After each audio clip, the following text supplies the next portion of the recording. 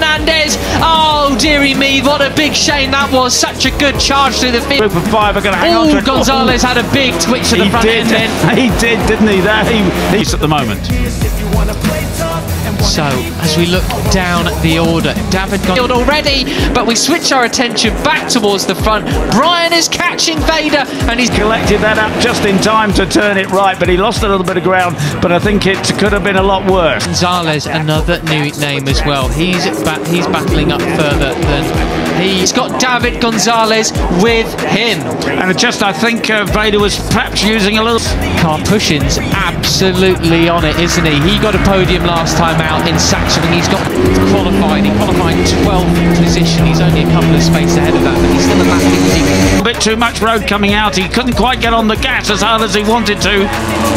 There's Ramastor Danish for company just behind him, and the chase begins. They're 1 second off David Gonzalez.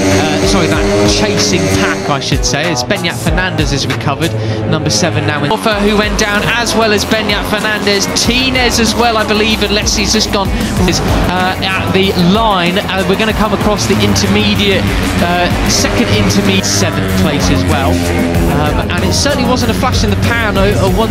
One lap's really wide, caught up in some kind of chaos, but our timing screens confirm it is Ramastor now near enough, or on the exit of this corner. We'll see whether that gap is coming down or not, but speed from Ramastor for us. He's in 5th place still, so a bit of a recovery from that from Benyat Fernandez, who have both crashed out. And you saw the number 11 of David Gonzalez make the pass on the leading quintet. If they want to just have a race of their own, it's in their best interest. Early lap, getting bullied out the way, I suppose. And Veda had a nasty moment there. I think that Brian Uriarte, the previous lap, we'd been on board with Brian looking back at... just to absolutely pin it, because they've got Karpushin and Danish hot on their tails. And if you saw the orange front sort of tucked, he'd almost lost it. He's recovered okay, but he's lost ground. It messed up his corner speed. David Gonzalez, and he couldn't do it. Well, he made it work this time. If they slow each other down, then Veda is going to disappear. But tape come off got pulled off one of the bikes there, and another bit lying on the road. That ended his drive out of the corner. So he's obviously pushing the limit there, because he got himself into a bit of a trouble in that. The number 11 of David Gonzalez looking super determined in second, and he's right on the tail. It's the tape that they have on the radiator at the start of the race. As the temperature rises, the riders can pull the tape. Tight left-hander. What can you say about Brian Uriarte, Pete? I mean, if there was anybody who had massive... Of Veda Pratama now. David Gonzalez, 11th in the standings, is the number... Off and give them full cooling. There is Benyat Fernandez then. He was the fastest rider on track last time. Pressure on their shoulders coming into this year. It's surely him, you know, runner-up in the championship last year, only just for 11 coming into this race. He's finished 3 out of 4 races so far. A very quiet Le Mans, just around 0.2 of a second quicker than your leader, Christian Daniels. As we're seeing here, this is Veda overtaking Danish there through one of the fastest. Taking away a few points, but had a great start to the season back in Jerez. 8 points coming away from that one, so he could well be a threat later in the race. But what's for certain is these front 5 riders, sections of the circuit, that really took a lot of bravery there. That did, and he did it. So, but this is, he's going to get a bit of a nosebleed here running this high up. As we see, Tassini had a grid infringe, are just absolutely drilling it. They're not interested in a big pack race. They want to have one. Beautifully, didn't he? Absolutely superbly. But as I was saying with Uriarte, I mean, it's one thing to come in your rookie sprint, double long lap penalty. Oh, dearie me. Yeah, that's a messy way to start the race. One of their own. Yeah, that's right. And Brian Uriarte and Veda Pratama are well able to season and shock everybody with no expectation. But what do you do when there is that expectation? Well, he's harnessing it. Doesn't it? What a shame. Okay, and he don't know why. I mean, he could have been in the wrong position or what. I have no idea why. To drag this group away from the rest of the field, but that isn't happening at the moment. It's 3 abreast on the brakes. And he's doing very well with it at the moment. Well, that's right. And of course, he was, you know, when that incredible. We don't know exactly what he did wrong, but obviously he's done something. Okay, it's Veda Pratama, and then the 11 of... Oh, and Christian Daniel, the last on the brakes there, just lets them off a little bit later than everybody else. He's a group of guys at the front of the cup last year.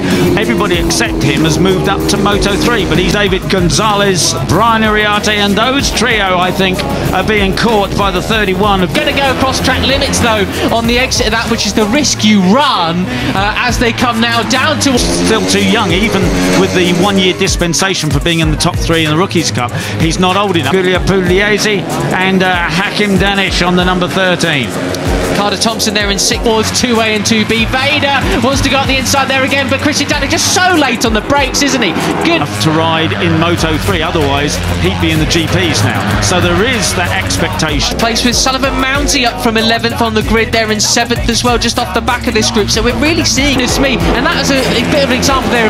He slightly rushed the corner, but I don't think he sacrificed his drive to... That he really should be a notch above these guys. But you never know with rookies. Get properly strung out, Peter. This is absolutely fascinating. I wonder what the conditions are like out there. Too much there on this big hill climb up towards turn 3. And I think he dragged Veda Pratama onto the... You turn up and someone else has taken a big old step. And well, we're looking at 2. I mean, the pace being drilled out here. I mean, you got 2 riders out the top 3 in 2:01s. Green with him there at turn 1. But there's the chasing pack, including Benyat Fernandez, and they are... them as well. Hakim Danish and Veda Pratama going with Uriarte. And most of the others, apart from Pugliese and Danish, they're in 2:02s. Everybody else in minimum 2:03. Closing in, they're visibly closer now. You don't need to see the too much about the timing screens because you can... This is really impressive, and the gap to 4th place is increasing. So it's just a red hot pace like the sun out there at the moment. From the... You can see they are closing in. And this is the danger, you know. Uriarte, Pratama, they do...